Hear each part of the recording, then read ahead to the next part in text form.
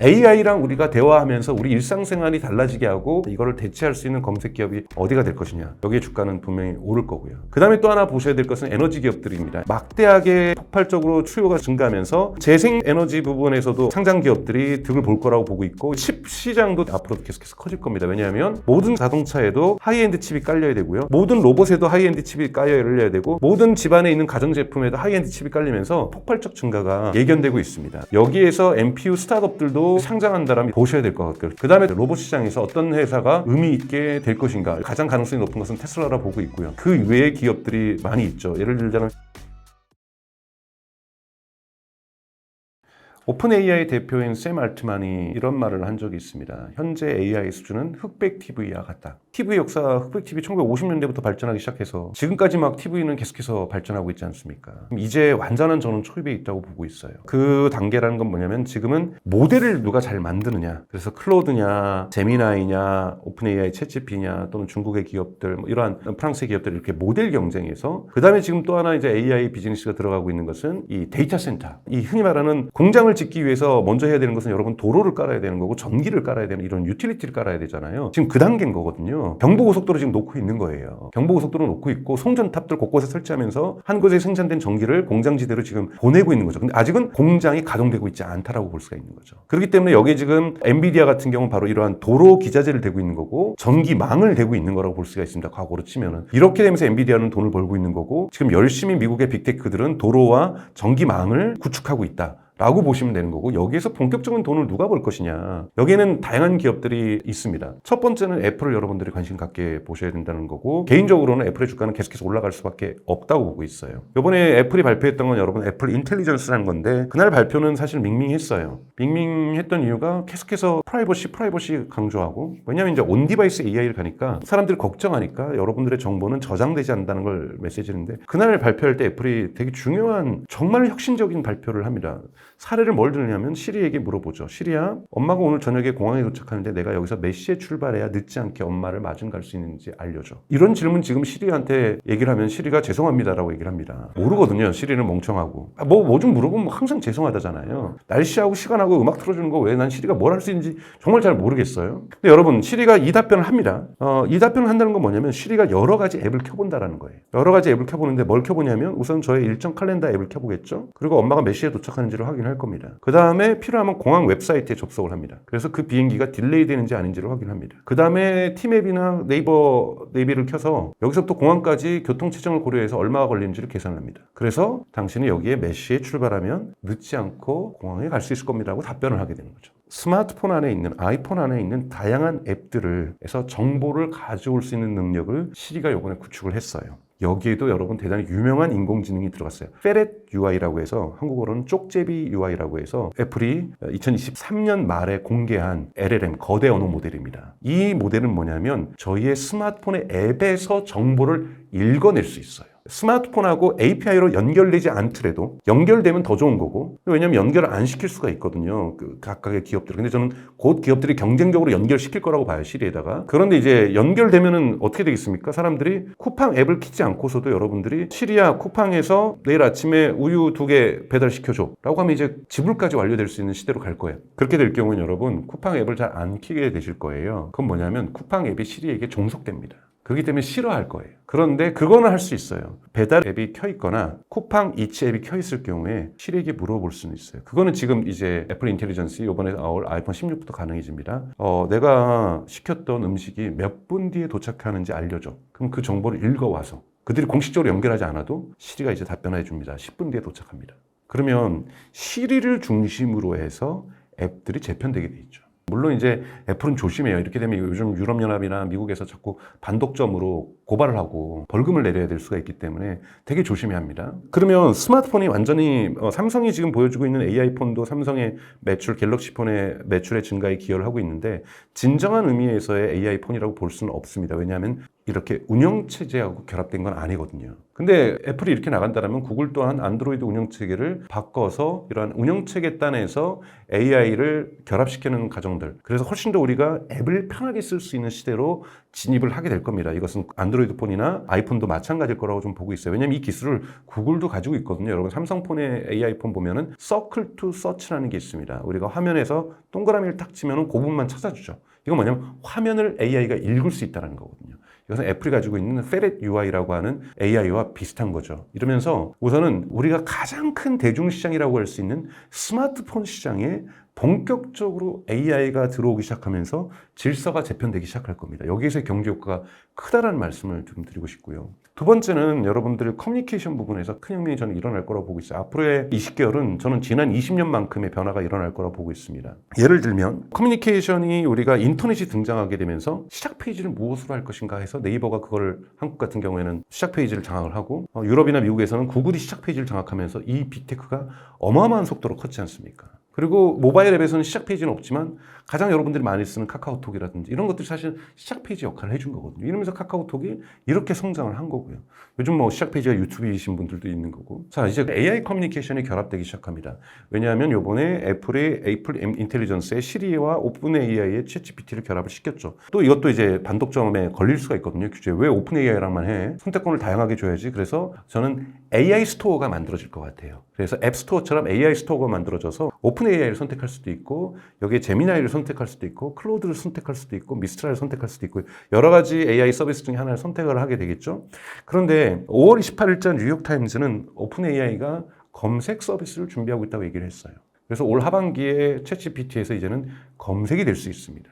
지금까지는 여러분 검색이 안 되죠. 2023년 4월까지 데이터로만 업데이트가 돼 있어요. 제가 근데 해외에서 있는 컨퍼런스에서 갔었는데 5월달에 오픈 AI 사람들이 2번에 걸쳐서 발표를 했는데 뭐라고 얘기를 하냐면 사람들의 많은 질문 중에는 지난 주말에 있었던 축구 경기 결과와 야구 경기 결과에 대한 결과를 알려줘라고 자꾸 질문한다는 거예요. 그리고 나 이번에 여름에 에어컨을 살 텐데 어떤 에어컨을 살까? 에어컨 살 때 주의할 점? 아니 나 삼성 에어컨 살까? LG 에어컨 살까? 이렇게 물어본다는 거예요. 이거를 끝까지 죄송합니다로만 일관될 수는 없다는 거죠. 답변하겠다라는 거예요. 여러분 그러면 시리를 통해서 여러분들 신뢰하면서 앱을 컨트롤링하면서 앱을 시리를 통해서 앱을 쓰기 시작해요. 그럼 거기에 예를 들면 냉장고를 살 때 여러분 물어보실 수가 있어요. 그러면 오픈 AI가 거기에 연결을 하던 제미나이가 연결하던 관문이 바뀌는 겁니다, 여러분. 게이트웨이가. 그러면 저는 구글은 여기에 치명적 상처를 받을 거라고 보고요. 네이버는 거의 몰락할 거라고 저는 개인적으로 보고 있어요. 우리의 관문이 바뀌는 겁니다. 거기에서 검색 결과도 알려주고 뉴스도 알려주고 내가 버스가 언제 오는지도 알려줄 수 있고 물건을 뭐 살 때도 알려줄 수 있고 또 멀티모달이잖아요. 저같이 옷 잘 못 입는 사람들은 어떻게 하겠어요? 아침마다 거울에 대고 사진을 찍겠죠. 그리고 물어볼 겁니다. 시리에게, 챗GPT에게 오늘 나 옷 입고 나가는 거 괜찮아? 바꿔 입을까 뭘로? 그러면 얘기해 줄 거예요. 바지 좀 딴 색으로 입어. 이런 식으로 얘기를 해줄 거라는 거예요. 나 그 색깔 없는데? 그럼 구매하는 게 좋을 것 같아. 그럼 너가 좀 추천하고 찾아봐줘. 나한테 어울리는 파란색, 남색 바지 색깔이 지금 내가 없다는데 하나 너가 구매해주는 데를 추천해줘. 관문이 바뀌는 겁니다, 여러분. 이 관문이 바뀌면요, 경제 질서도 거대한 변화를 겪을 수밖에 없다는 거죠. 이것이 저는 AI 경제라고 저는 생각이 들어요. 기존의 질서에 부가가치를 내는 것도 중요하죠. 기업 단위의 AI가 도입되면서 업무의 효율성이 높아지고 생산성이 높아져서 2시간에 걸쳐서 할 것을 30분 만에 하는 것, 이런 쪽도 많이 일어날 거고요. 이러한 커뮤니케이션 부분에서 저희 여러분들이 일상의 어떤 변화가 이거를 이제 전문용어로 커버트 AI라고 해서 숨겨진 AI. 이거 AI인지 아닌지도 여러분 구별하지 않을 거예요. 저희 부모님한테 이 기능 주면요. 뭐 처음에는 그게 AI야 신기할 수 있지만 나중에 이거 계속 쓰시면서 이게 AI인지 아닌지도 모르고 그냥 앱을 처음에 사용하듯이 신기했던 것처럼 그냥 신기하게 하지만 이제는 앱 사용하는 것이 여러분들이 너무 당연한 것처럼 이것이 새로운 기술이 아닌 것처럼 AI가 신기술이 아니라 여러분들이 스마트폰을 쓰는 기본적인 툴이 될 거라는 거죠. 이러한 변화로 대중시장의 어떠한 큰 변화들이 발생할 수밖에 없다. 이것들이 AI 경제를 만들어나가는 한 축이 될 거라는 거고 제가 또 하나 강조하는 것은 AI 로봇 산업, 옵티머스와 같은 이러한 산업들이 지금 현재 어마어마한 투자들이 진행되고 있고 일자리가 AI 때문에 줄어든다? 이거는 저는 거의 일어나지 않을 일이에요. 특정 업종은 있을 수 있어요. 예를 들면 고객 서비스라든지 몇 가지 그럴 수는 있지만 AI 때문에 여러분들의 업무가 좋아지는 거고요. 그리고 또 하나는 지금 한국 사회에서 더 어렵고 세계가 지금 어려운 건요. 노동력 부족이에요. 인구가 이렇게 줄어들고 있는데 6월 달에 나왔던 한국국제연구소에서 나왔던 보고서는 한국은 2030년에 지금의 경제 수준이 유지되려면 외국인 노동자가 10배가 더 필요합니다. 이 부분의 상당 부분을 휴머노이드 로봇이 대체할 수 있다는 것, 새롭게 경제 규모가 만들어진다는 거고, 이건 시장이 어마어마하게 커질 거고, 여기에도 물론 엔비디아도 좋아요. 이 로봇에서 이제 하이엔드 칩이 다 들어가야 되거든요. 이 칩들이 다 들어가야 되고, 이들이 또 클라우드에 또 연결돼야 됩니다. 로봇은 반드시 인터넷하고 연결됩니다. 그래야 문제점이 나오면 수리할 수도 있고, 소프트웨어 상에서 통계도 낼 수 있고, 오늘 얼만큼 일 잘했는지도 알 수 있고, 그렇기 때문에 다 연결될 것이고요. 그래서 이들이 연결되기 위해서는 클라우드망도 어마어마하게 지금보다 더 커져야 되는 겁니다. 하이엔드 칩 시장도 이게 뭐 추론 칩이 됐던 NPU가 되겠죠. 이런 칩들이 대부분 들어가게 될 칩 시장도 어마어마하게 커지는 거고요. 그리고 또 요즘 커지고 있는 것이 여러분 아시는 것처럼 밀리터리 영역에서 어마어마하게 AI가 써지면서 이제 탱크에도 전차도 그리고 비행기에도 배에도 다 AI가 결합되고 AI 칩들이 들어가고 이것들이 인터넷망과 연결되면서 스타링크로 연결되면서 AI에 의한 군사작전들 이러한 부분들도 산업이 커지고 있는 부분이고요. 또 바이오 테크놀로지도 마찬가지죠. 바이오 테크놀로지가 이제 AI와 결합되면서 더욱더 빠른 속도로 신약 개발이 이루어지고 있는 것들 이러한 부분들에서 점점 우리가 장수할 수 있는 사회로 가면서 여기에서도 AI가 주요 기능을 할 것이다. 그래서 다양한 산업과 컨버전스를 하면서 AI들이 만들어내줄 거 이제 이 흑백 TV 시장에서 이것이 앞으로 펼쳐질 칼라 TV의 세상이고 LED 화면이고 OLED 화면의 시작이고 벽걸이 TV의 시작이고 거고 더욱더 산업이 다양한 발전으로서 기존에 있는 산업과 컨버전스를 이루거나 신규 사업이 이루어지거나 또는 커뮤니케이션에 있어서는 저희의 관문이 바뀌면서 기업의 질서가 바뀌는 여러분들이 커머스하는 습관이 과거에는 직접 매장에 가서 고르는 거에서 그 다음에는 데스크탑에서 커머스를 하시다가 이제는 모바일 커머스가 자연스러운 것처럼 이제 AI와 함께하는 커머스가 대단히 자연스러운 커머스로 전환될 가능성이 높다라고 말씀을 드리겠습니다. 그러니까 말씀드렸던 것처럼 이제 검색 시장의 재편이 일어날 수 있을 겁니다. 그래서 구글의 검색 비율이 얼마나 빠지느냐, 네이버의 검색 비율이 얼마나 빠지느냐, 이거를 대체할 수 있는 검색 기업이 어디가 될 것이냐. 여기에 주가는 분명히 오를 거고요. 오픈 AI도 검색 시장에 들어올 거고, 오픈 AI도 상장을 하겠죠. 그 정도의 매출이 발생한다면 지금 오픈 AI는 상장할 수가 없어요. 왜냐하면 수익에 비해서 비용이 너무나도 큰 기업이거든요. 이런 거는 상장하면 주가가 폭락할 수밖에 없죠. 하지만 검색 시장 정도를 오픈 AI가 장악을 해야 의미 있는 예를 들면 20%, 30%이 매출에 기반해서 상장을 할 수가 있을 겁니다. 이러한 기업들 충분하게 상장 기업으로 진입할 가능성이 저는 높다고 보고요. 검색 시장이 될 때. 또는 이제 요즘 미국에서 인기가 있는 것이 캐릭터.ai라고 정말 폭발적으로 인기가 있습니다. 거의 10대나 20대는 하루에 2시간씩 사용하거든요. 영화 속에서 나왔던 인물하고 대화할 수 있고 드라마 주인공하고 이야기할 수 있고 소설 속의 주인공하고 얘기할 수 있고 뉴진스의 멤버하고 대화할 수 있고 이런 서비스들이 지금 캐릭터 AI 한국어로 하실 수 있어요. 그리고 상담도 받으실 수 있고 정신 상담도 받으실 수 있고 건강 상담도 받을 수 있고 연애 상담도 받을 수 있고 이런 캐릭터 AI가 대단히 유료 서비스인데 인기가 있는데 이것을 카카오톡에서도 모방 서비스를 아마 곧 시작을 할 거예요. 이런 기업들도 분명하게 상장할 수 있고 이런 AI 커뮤니케이션, AI랑 우리가 대화하면서 우리 일상생활이 달라지게 하고 우리 일상의 검색과 일상의 커머스와 일상의 어떤 대화 부분들이 바뀌어질 수 있는 부분에서 주목하셔야 될 거고 여기에 반대되는 기업들은 제대로 적응 못할 경우에는 몰락할 가능성이 높다라고 보는 거고요. 그 다음에 또 하나 보셔야 될 것은 에너지 기업들입니다. 에너지 기업들 같은 경우에는 지금 막대하게 이 폭발적으로 수요가 증가하면서 저는 재생에너지 부분에서도 엄청난 상장 기업들이 득을 볼 거라고 보고 있고 여기에 특히 ESS도 득을 볼 거라고 보고 있고요. 또 하나 원자력 발전소에 부품을 납품하는 기업들도 물론 미국 기업들입니다만 최근에 골드만삭스 같은 경우에도 그런 기업들을 투자자들에게 추천하는 부분이 있는 거고요. 그 다음에 이제 칩 시장도 대단히 앞으로도 계속해서 커질 겁니다. 왜냐하면 지금은 클라우드망을 만드는 데이터 센터에다 그래서 데이터 센터 매출이라고 엔비디아도 표현을 하고 있잖아요. 이 데이터 센터의 매출 중심이었다라면 이제 자동차에도 지금 FSD를 하기 위해서 하이엔드 칩이 지금 테슬라 차량에는 있는 것처럼 모든 자동차에도 하이엔드 칩이 깔려야 되고요. 모든 로봇에도 하이엔드 칩이 깔려야 되고 모든 탱크와 전차와 모든 것들에 하이엔드 칩이 깔릴 것이고 모든 집안에 있는 가전제품에도 하이엔드 칩이 깔리면서 하이엔드 칩, 특히 NPU 시장에 대한 폭발적 증가가 예견되고 있습니다. 그래서 칩 시장 자체는 대단히 슈퍼사이클을 그리면서 저는 정책기가 온다기보다는 계속해서 시장이 커지면서 이러한 다양한 칩 시장들은 여러분들은 살펴보셔야 되는 거고 여기에서 NPU 스타트업들도 미국의 그록이라든지 뭐 한국의 레벨리온 뭐 합병했지만 이런 기업들이 상장한다라면 여러분들 이런 시장들도 좀 보셔야 될 것 같아요. 칩 시장은 무진장 커진다. 그리고 전력 시장도 대단히 커진다. 그러니까 이런 부분들 그리고 서비스 시장에서 아까 말씀드렸던 검색과 커머스 부분에서 우리를 대신해 줄 수 있는 그러니까 전통적인 구글과 네이버를 대신해 줄 수 있는 이런 서비스들 이런 기업들도 함께 보시면 좋을 것 같고요. 그 다음에 또 하나가 이제 여러분 보셔야 될 것은 이제 로봇 시장에서 어떤 회사가 의미 있게 될 것인가 무엇인가? 여기에는 저는 가장 가능성이 높은 것은 테슬라라 보고 있고요. 그 외의 기업들이 많이 있죠. 예를 들자면 피규어 같은 경우에도 엔비디아도 투자를 했고 그 다음에 삼성전자도 투자를 했죠. 이런 업체들 좀 아직 상장하지 않았지만 앞으로 상장할 기업들이 있는 거고, 또 여러분들이 투자사의 VIP 회원이면 보통 상장하기 전에도 일시적으로 스페이스X 그래서 주식을 갖고 있는 분들이 한국에도 좀 존재하고 계세요. 그런 부분들은 이제 VIP 고객들에게만 제공되는 서비스죠. 이런 투자자들이 들어갈 때 조금씩 판매를 하거든요. 그래서 그러한 부분들 보셔야 되고, 당연하게 AI 시대하고는 직접적인 연관이 있지 않지만 스페이스X 상장한다면 가장 대박 사건이 날 거고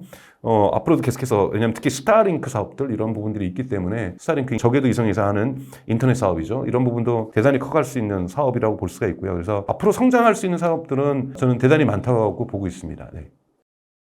6월 말에 이제 골드만삭스에서 이제 31페이지짜리의 AI 거불, 즉 너무 많이 투자를 하는데 너무 적게 버는 그런 산업이다. 제목이 그거예요. MIT 교수인 에스 머글러 인터뷰도 뭐 실려 있고, 그러면서 이 전문가들을 볼 때는 AI에 의한 경제 효과는 10년이 걸릴 거다. 그러니 과연 그 10년 동안 계속해서 성장할 수 있을까? 한 부분 중간에 거품이 꺼지지 않을까, 터지지 않을까, 이런 얘기를 하는 거고, 또 세카이어라고 있는 미국의 유서 깊은 벤처 캐피탈이죠. 여기에서 이제 최근에 이제 6천억 달러의 구멍이라고 하는, 그래서 뭐냐 아까 말씀드렸던 6천억 달러가 들어가는데 1천억 달러만 매출이 나서 5천억 달러가 비어있는, 그러니까 가장 쉽게 얘기하면 거품론의 핵심은 뭐냐면 어마어마한 투자가 들어가는데, 그것도 빠른 속도로 투자가 들어가는데 여기 투자 대비 리턴, 매출이 너무 적은 규모로 너무 느린 속도로 증가하고 있다는 거예요. 투자는 이렇게 많은데 매출은 여기서 이렇게 올라가고 있다는 거죠. 투자는 계속해서 올라가고, 이 갭이 시간이 지날수록 더 커진다는 거예요.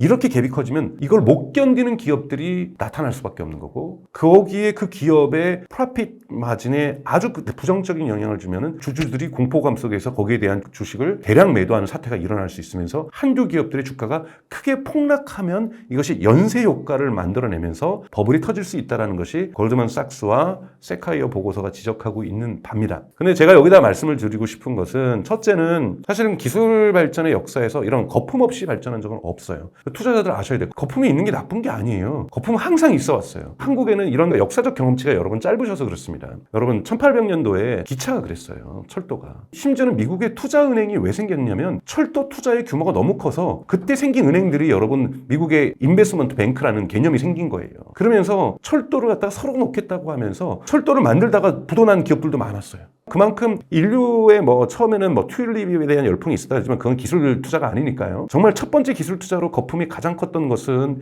철도에 대한 투자와 이 거품이 꺼지면서 많은 투자자들이 눈물을 흘렸습니다. 하지만 철도는 지금까지 대단히 중요한 산업으로서 인류 역사에서는 없어서는 안 되는 존재로 지금까지 발전해 왔죠. 두 번째가 인터넷이죠. 그래서 1990년대에 인터넷에 대한 붐이 불면서 2000년대 초에 그 버블이 터지면서 인터넷 버블이 터졌지만, 그 이후에 인터넷 기업들은, 살아남은 기업들은 계속해서 지금 수십 배, 수백 배, 수천 배 성장하고 있다는 것입니다. 그러니까 저는 AI가 철도와 인터넷과 똑같은 앞으로에 있어서 대단히 중요한 인류에게 보편적 기술이 될 거라는 거고, 이러한 성장 과정에서는 버블은 생길 수 있고 터질 수 있다는 것은 투자자들이 반드시 유념하셔야 되는 겁니다. 하지만 그럼에도 불구하고 AI 기술이 붕괴되거나 망하는 것이 아니라 이 거품을 뚫고 일어나면서 가게 될 거라는 거고, 그 매출이 느린 이유는 아직까지 이 새로운 기술을 가지고 사람들이 무엇에 쓰는 물건인고 라고 지금 생각하는 수준인 거예요. 그리고 이것저것 지금 융합이 일어나는 거고,